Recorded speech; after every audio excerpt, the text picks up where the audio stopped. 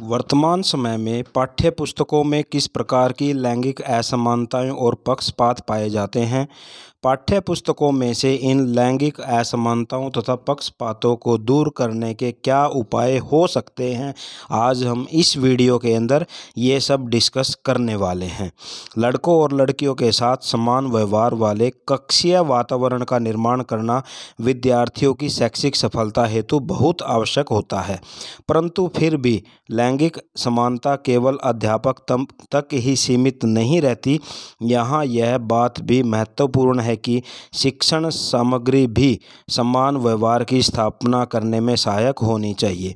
हमारे समाज में पहले से ही गहरी जड़ें जमा कर बैठे लैंगिक पक्षपात को बच्चों के लिए प्रस्तावित पाठ्यक्रम तथा पाठ्य सामग्रियों द्वारा और भी बढ़ाया जाता है।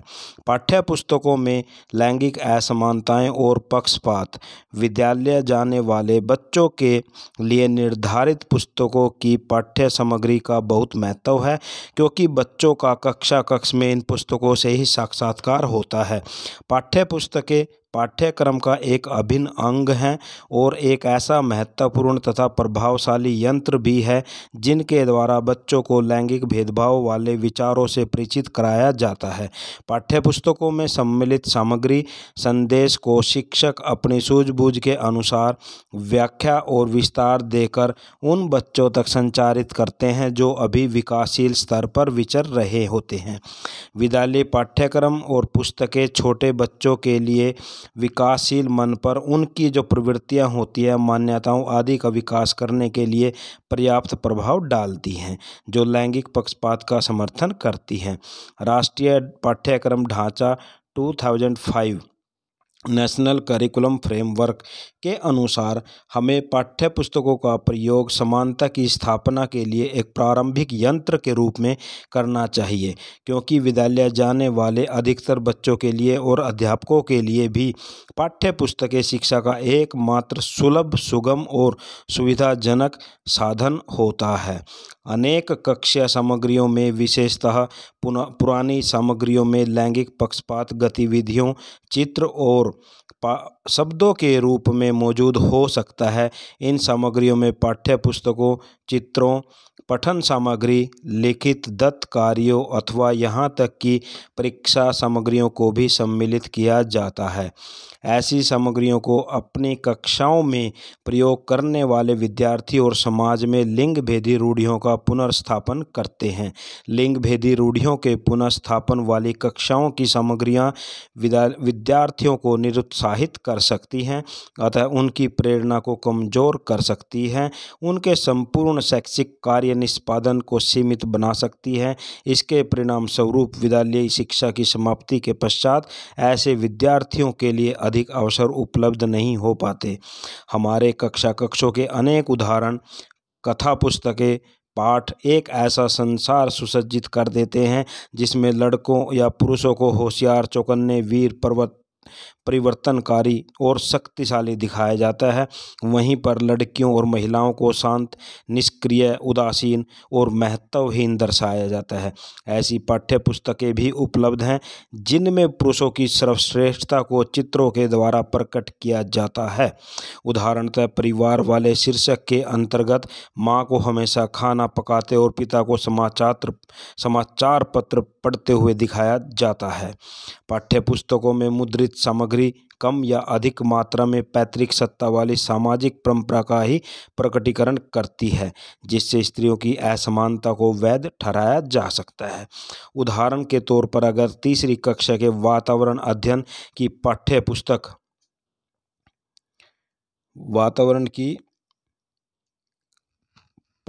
पुस्तक में मुद्रित सामग्री कम या अधिक मात्रा में पैतृक सत्ता वाली सामाजिक परंपरा का ही प्रकटीकरण करती है, जिससे स्त्रियों की असमानता को वैध ठहराया जाता है।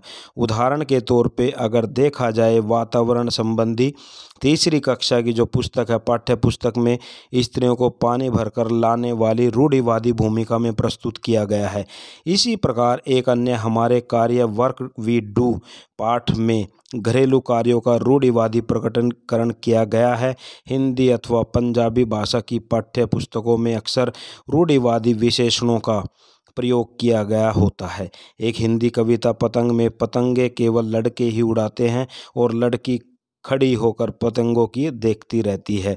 एक अन्य पाठ काम किसी महिला को खाना बनाने का अपना रूढ़िवादी कार्य करते दिखाया गया है। इस प्रकार अनेक पाठ ऐसे हो सकते हैं या हैं जिसमें लिंग भेदी पक्षपात की स्थिति आपको देखने को मिलेगी। प्राथमिक विद्यालयों में एनसीईआरटी की पाठ्य पुस्तकों के लिंग भेदी विश्लेषण के पश्चात यह बात सामने आई थी कि 18 पुस्तकों में पुरुषों को विभिन्न प्रकार के अनेक व्यवसायों में और स्त्रियों को घरेलू स्त्रियों, अध्यापिकाओं, नर्सों और डॉक्टरों के रूप में प्रस्तुत किया गया था। एनसीईआरटी पुस्तकों के पहले लिंग भेदी ऑडिट के दौरान यह देखा गया कि निसंदेह इसमें लैंगिक समावेश किया गया था और लैंगिक संदर्भों को उजागर करने की कोशिश भी की गई थी।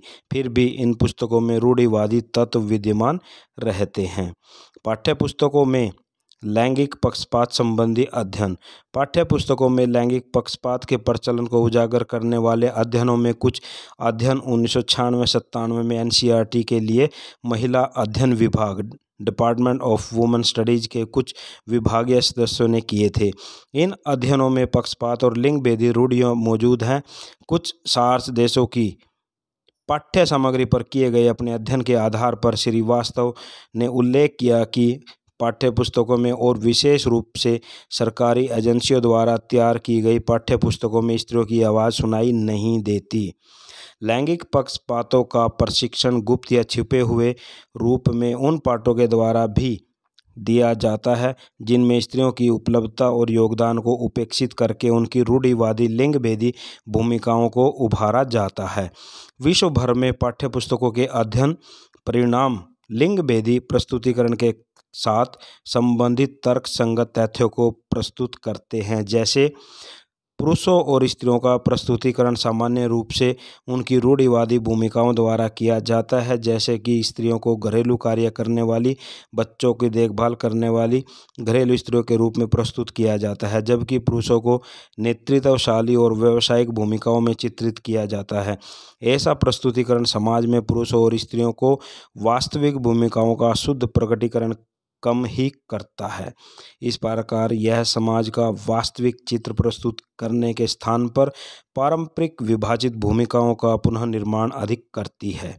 स्त्रियों के चित्रों की संख्या पुरुषों के चित्रों की अपेक्षा कम ही दिखाई देती है। पुरुषों और स्त्रियों को विशिष्ट लिंग भेदी लक्षणों के धारक दर्शाया जाता है।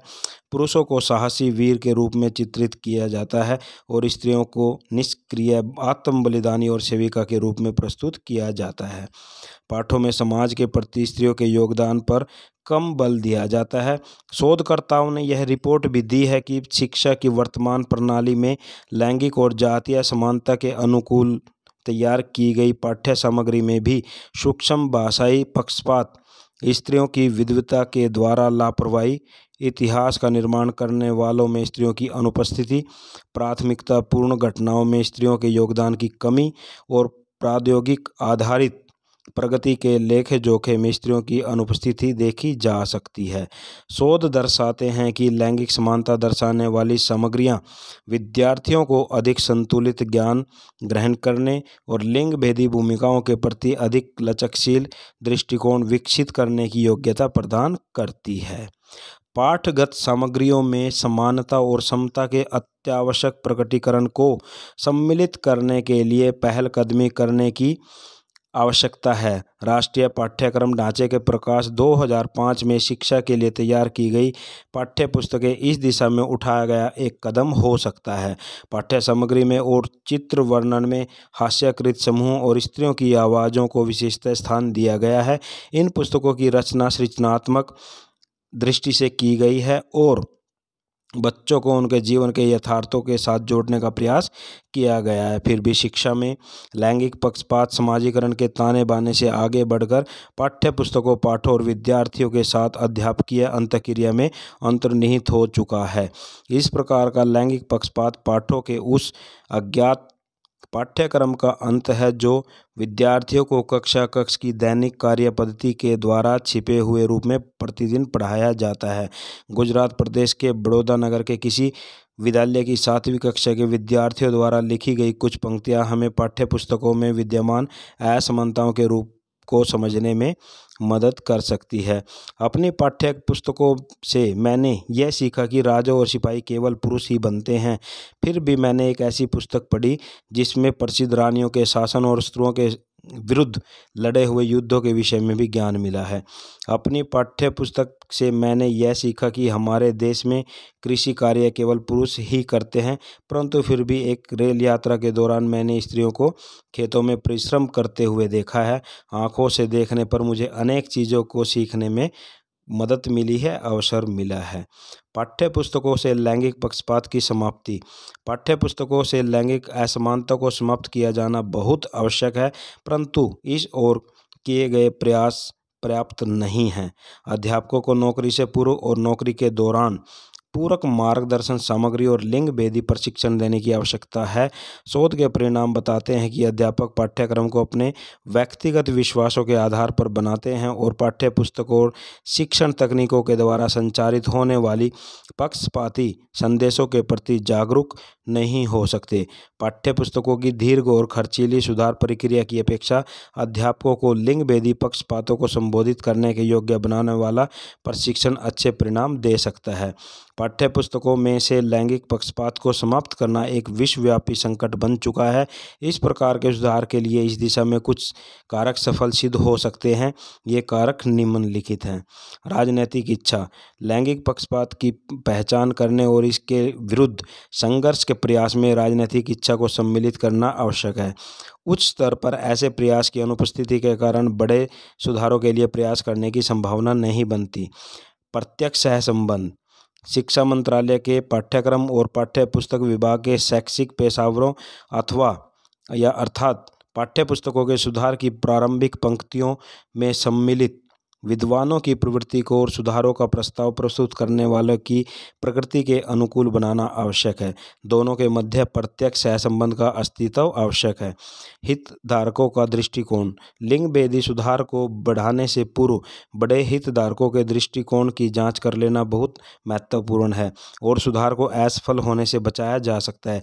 यदि कोई समूह जैसे कि परंपरागत धार्मिक अधिकारी अधिक लैंगिक समानता वाली पुस्तकों का विरोध करता है तो उनको भी इस सुधार प्रक्रिया में सम्मिलित कर लेने से सफलता की संभावना बढ़ जाती है।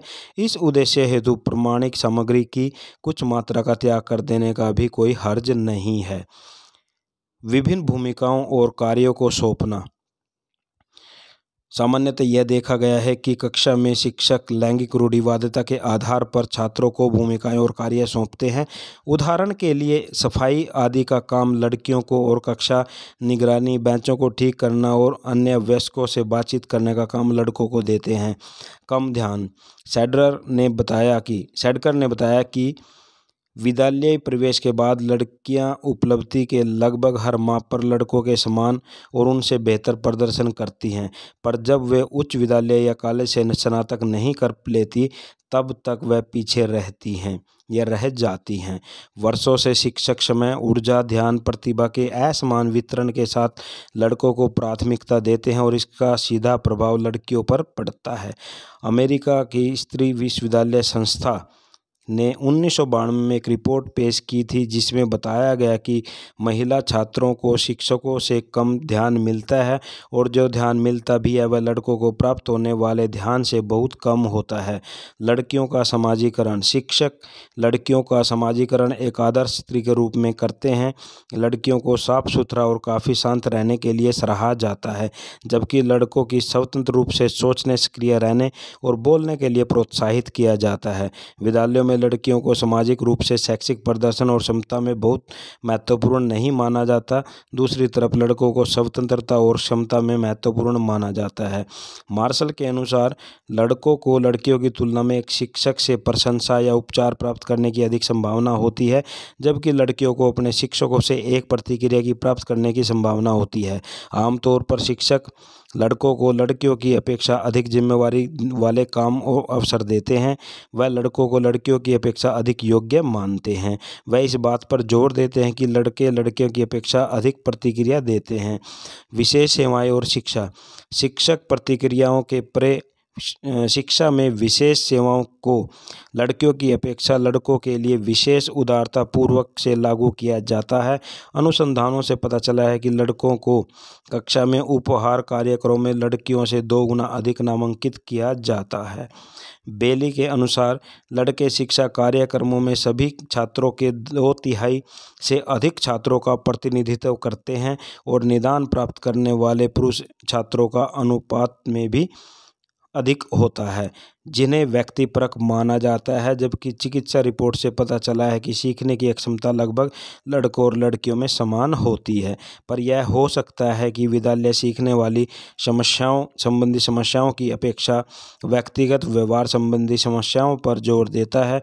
जो लड़कियां कक्षा में शांत बैठती हैं उन्हें अनदेखा किया जाता है, जबकि जो उनकी सब आवश्यकताओं पर खरे नहीं उतरते फिर भी उन्हें विशेष कार्यक्रमों में रखा जाता है। उपचारात्मक उपाय रेमेडियल मेजर्स। महिला छात्रों के प्रति शिक्षकों का दृष्टिकोण व व्यवहार बच्चों के लिए महत्वपूर्ण निहितार्थ है।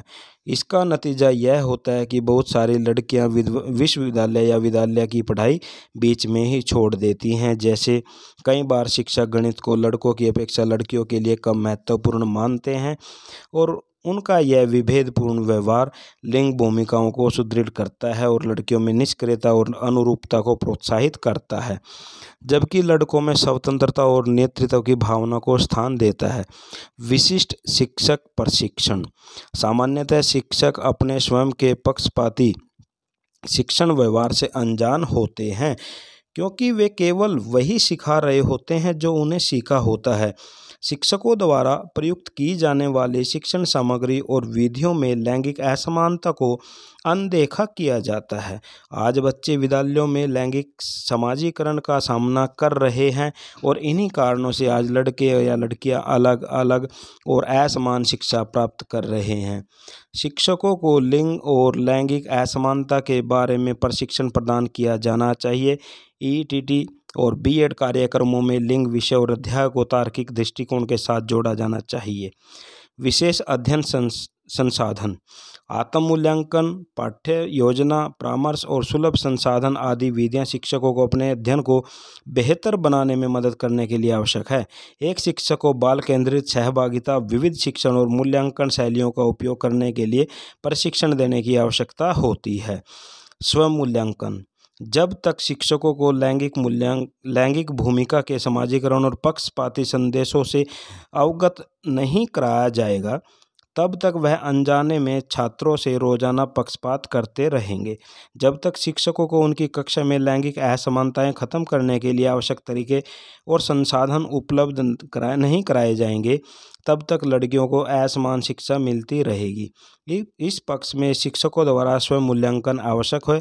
इसके लिए उनके वीडियो टेप लेसन बनाने चाहिए ताकि शिक्षकों को स्वयं के लिंग पक्षपाती व्यवहार से भी परिचित कराया जा सके। निष्कर्ष के तौर पर अगर हम देखें, लैंगिक मानदंड और असमानताएं एक विशाल और प्रमुख विषय है जिसमें व्यक्तिगत व संस्थागत स्तर पर बदलाव शामिल हैं। लैंगिक समानता को शुरू से ही छात्रों, शिक्षकों, माता पिता और सामाजिक स्तर पर समर्थन देना चाहिए। प्रयासों के लिंग विश्लेषण द्वारा गहराई से निर्देशित किया जाना चाहिए। इसका डाटा संग्रह, निगरानी और मूल्यांकन के माध्यम से समर्थन करना चाहिए। इस विश्लेषण में सामाजिक आर्थिक स्थिति, जातीयता, क्षेत्रीय अंतर, यौन अभिविन्यास, विकलांगता आदि पर विशेष ध्यान देने की आवश्यकता है। अंत में इस विषय में भेदभाव, असमानता और रूढ़िवादिता को रोकने के लिए स्पष्ट नीतियां अपनाने की आवश्यकता होती है। विद्यालयों में समानता के विषय में सकारात्मक संदेश को बढ़ावा देने, राष्ट्रीय और स्थानीय और विद्यालय स्तर पर हिंसा को कम करने पर जोर देना चाहिए। इन मुद्दों पर विद्यालय अधिकारियों, शिक्षकों, माता पिता और छात्रों को प्रक्रियाएं और दिशा निर्देश जारी किए जाने चाहिए। तो इस प्रकार से हम विद्यालयों के अंदर से पक्षपात या असमानता को दूर कर सकते हैं, क्योंकि समाज के अंदर लड़के और लड़कियां दोनों बराबर हैं, तो दोनों की शिक्षा के लिए विशेष प्रबंध किए जाने चाहिए। Thank you.